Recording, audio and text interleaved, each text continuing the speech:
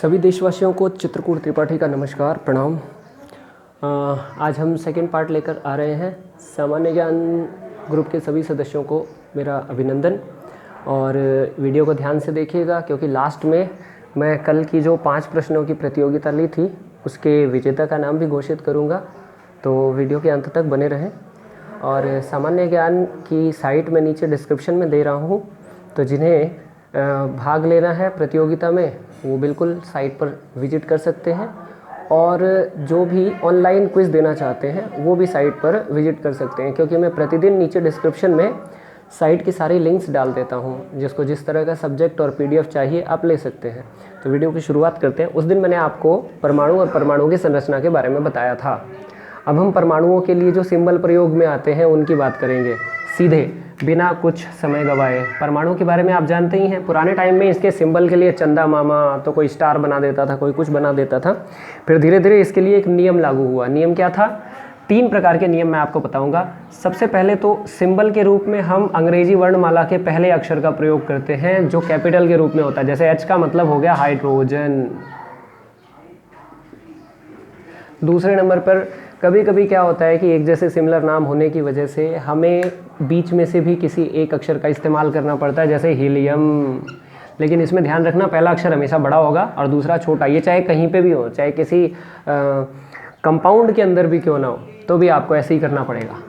This is called helium. Helium.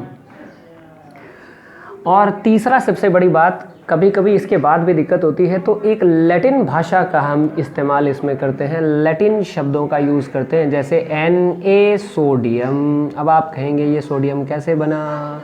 जवाब है, इसका लैटिन नेम होता है नेट्रियम।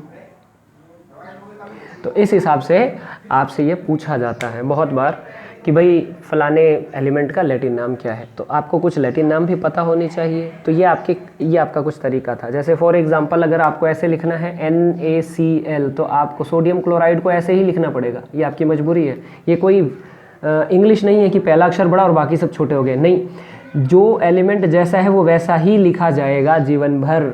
इसको आप ऐसे कभी नहीं लिख सकते, गलत हो जाएगा। सल्फेट है तो वो SO4 ही होगा, वो कभी भी SO4 नहीं हो सकता। This is wrong method. तो ये बात हमेशा ध्यान रखना।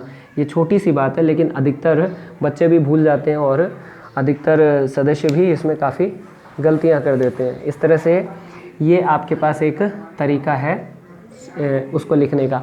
आप किसी भी बुक में से कहीं से भी आप 20 एलिमेंट के नाम याद कर सकते हैं। Hydrogen, helium, lithium, beryllium, boron, carbon, nitrogen, oxygen, fluorine, neon, sodium, magnesium, aluminium, silicon.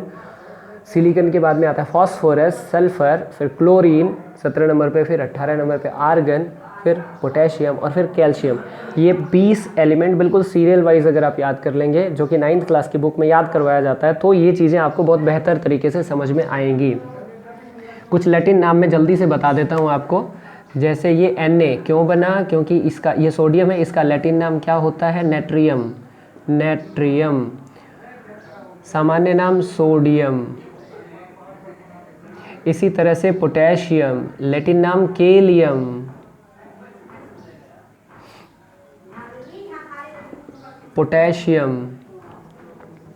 इसी तरह से AU का मतलब क्या होता है? ऑरम।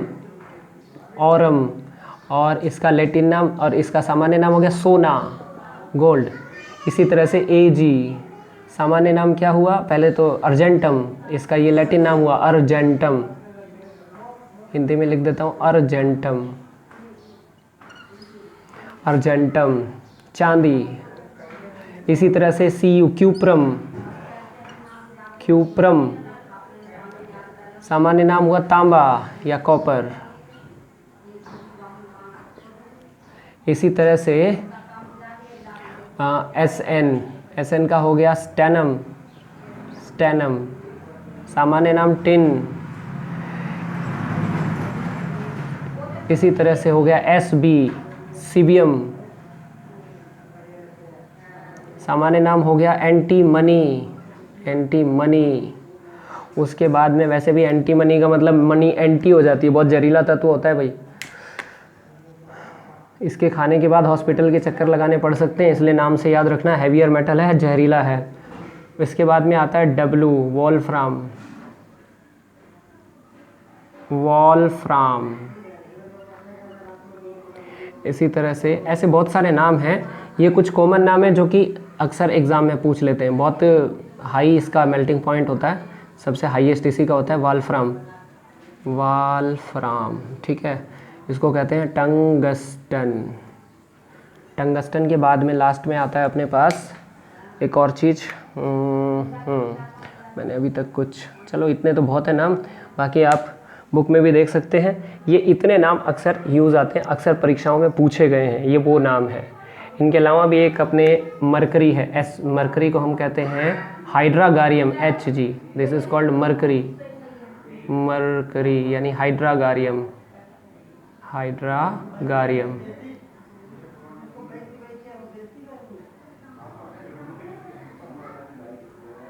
इसको हम बोलते हैं मरकरी।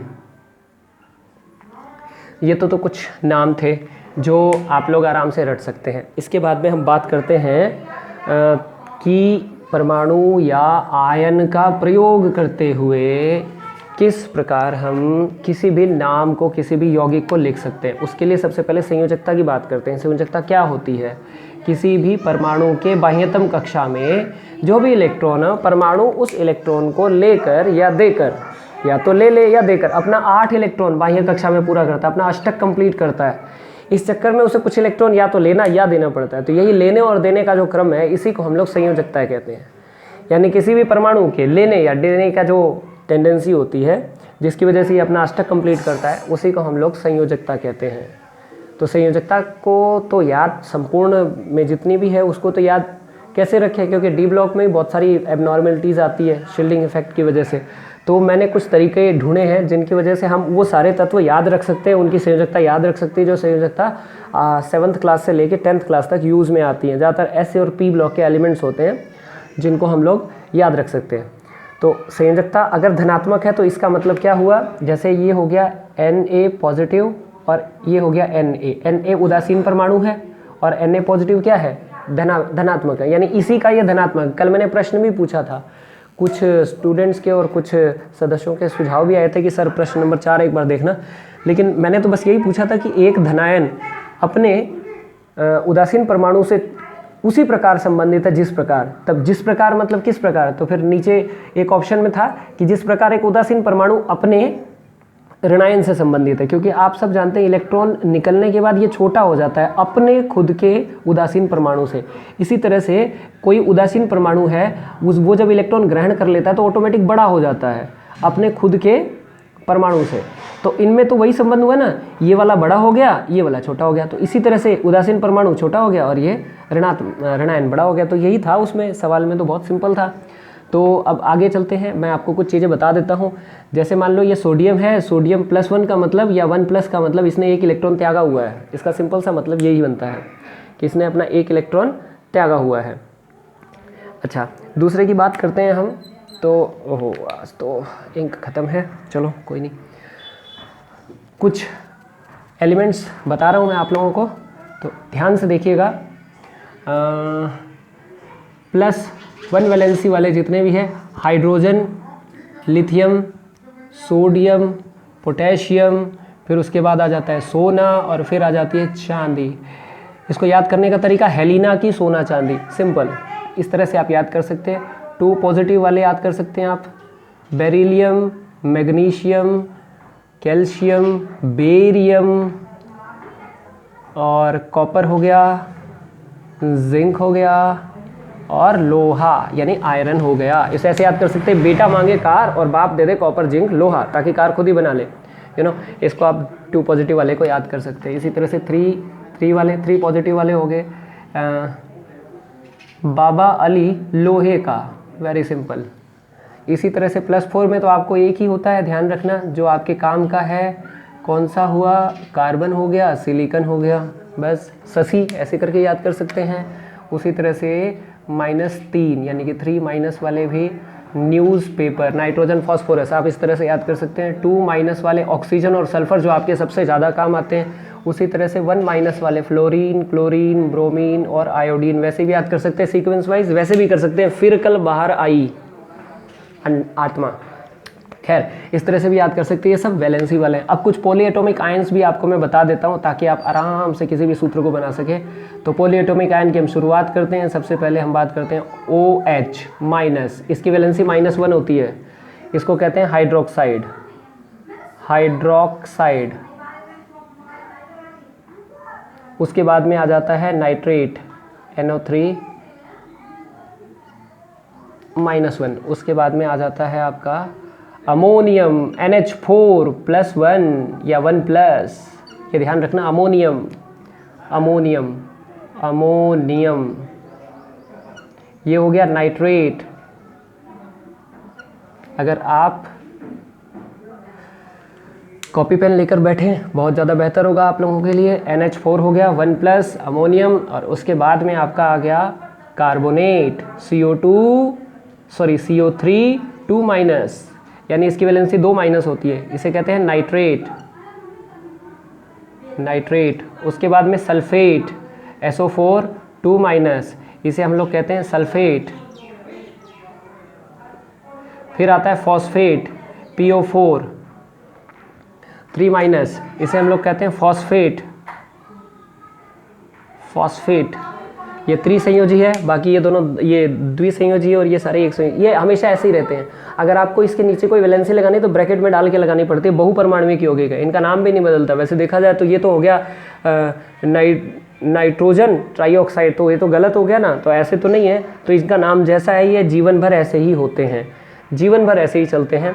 अब आपको इनका प्रयोग करके मैं कंपाउंड कैसे बनाए, यौगिक कैसे बनाते हैं बताता हूँ। जैसे आप हमेशा ध्यान रखना, किसी भी कंपाउंड का नाम आता है तो उसमें लेफ्ट साइड में 99% धनात्मक होता है और राइट साइड में ऋणात्मक। वैसे तो लिखा हुआ ही आएगा, तो अपने को कोई दिक्कत नहीं। जैसे एल्यूमिनियम फॉस्फेट, जैसे एल्यूमिनियम सल्फेट की बात कर लेते हैं। एल्यूमिनियम सल्फेट कैसे लिखेंगे, तो एल्यूमिनियम का मतलब एल्यूमिनियम पहले लगाओ, सल्फेट का मतलब SO4 बाद में लगाओ। इसकी संयोजकता इसके और इसकी संयोजकता इसके ट्रांसफ़र कर दो पैरों में, तो इसकी संयोजकता तो 2 थी तो यहाँ लग गई, Al2 हो गया। और ये कितना हो गया, इसकी संयोजकता कितनी थी, इसकी संयोजकता 3 थी, तो ब्रैकेट में डाल के यहाँ लगा दिया Al2 SO4 की थ्राइस। लास्ट ईयर RAS की परीक्षा में एक बड़ा शानदार प्रश्न आया था, तो सोडियम कार्बोनेट का सूत्र कौन सा होता है। बहुत ही सिंपल है, सोडियम देख लो आप कहाँ पर है, Na, और कार्बोनेट कहाँ पर है, ये रहा हमारे पास, ये कार्बोनेट हो गया। बहुत ही सिंपल था, कार्बोनेट का 2 इधर आ जाएगा और इसका 1 है तो यहाँ लगाने की जरूरत नहीं है। 1 का तो मतलब अंडरस्टूड है, एक ही है ये, 2 होता तो जरूर लगाते ब्रैकेट डाल के। तो ये था इसका सूत्र Na2CO3, ये पूछा भी गया था RAS एग्जाम में। इसमें से छोटे छोटे सूत्र बनाकर पूछ सकते हैं, आप भी बना सकते हैं। सोडियम कार्बोनेट का सूत्र बना सकते हैं, पोटेशियम कार्बोनेट का बना सकते हैं, सोडियम सल्फेट का सूत्र बना सकते हैं, पोटेशियम सल्फेट का सूत्र बना सकते हैं, कैल्शियम सल्फेट का सूत्र बता देता हूँ। देखो कैल्शियम और ये हो गया सल्फेट, इसकी वैलेंसी भी 2, इसकी वैलेंसी भी 2, दोनों एक दूसरे से कट गए, CaSO4 हो गया।